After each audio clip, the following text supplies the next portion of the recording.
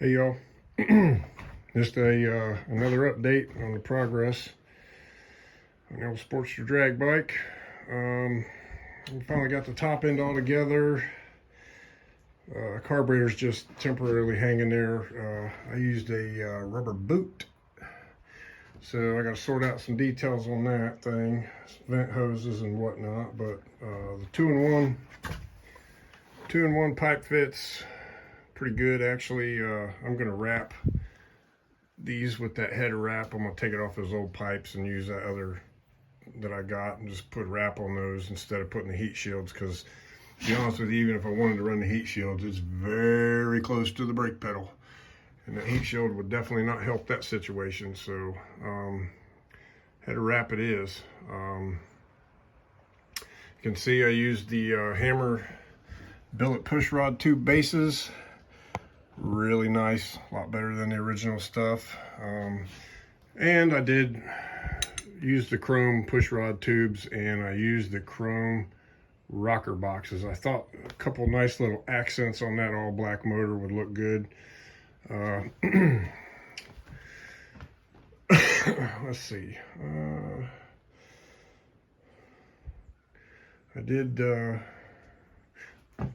mount the, let's see if I can find it here. I did mount the new coil on the bracket.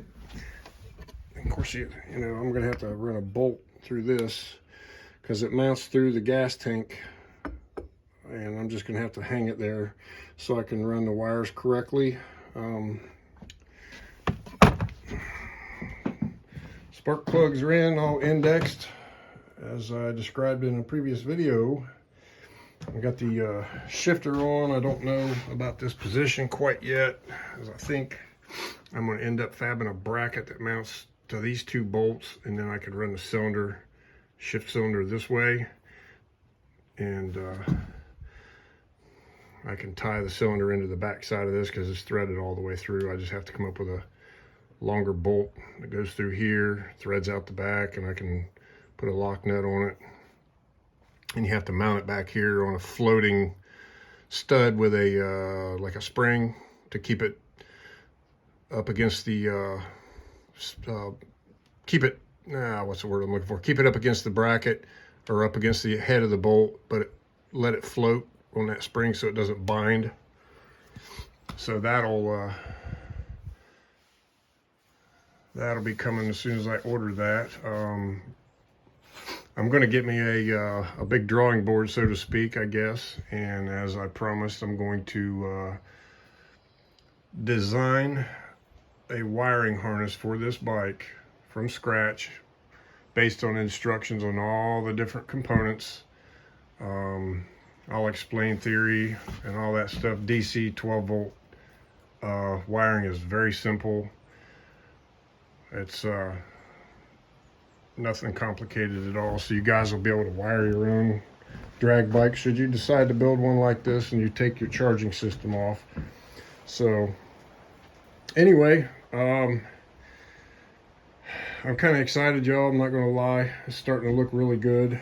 After 4 months of seeing this thing and tore down in pieces, parts and grease and grime, it's a nice clean bike. Granted, I got to shine up, you know, there's like, I ain't really sure what that is. It's really gooey, kinda. But there was, when I got it, yeah, some like glue or something. When I got it, it had some old leather saddlebags hanging on it, and I'm probably sure they flapped around on that. I'm gonna see if I can find an LED replacement bulb for this, because it'll just last and hold up to the vibration a lot better. And my brake pads should be in today. I can get my brakes back together. I did end up having to cut. There's a stud.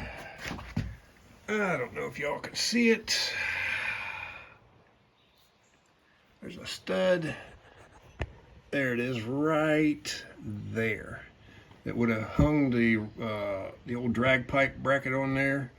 So I had to cut that off because this little pin that I put in the brake cylinder here was just barely catching on that thing.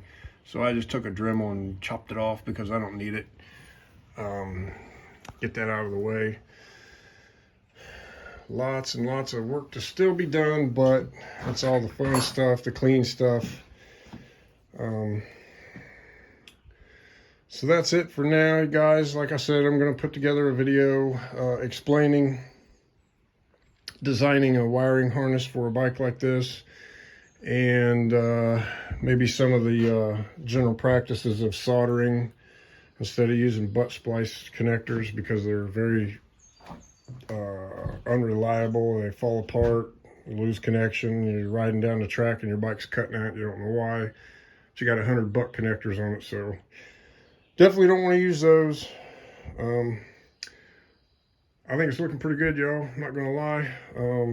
Obviously I got to buy a battery and an air shifter for it and an onboard air compressor. Those are the last major items that I got to purchase for this thing. Everything else is pretty much here.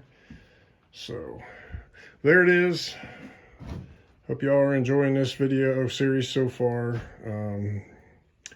If you want to see any more detailed information, as I always say, please drop a comment. Be happy to get in more depth with anything that you want to know. And don't forget to hit the like button and subscribe. And thank you all for watching.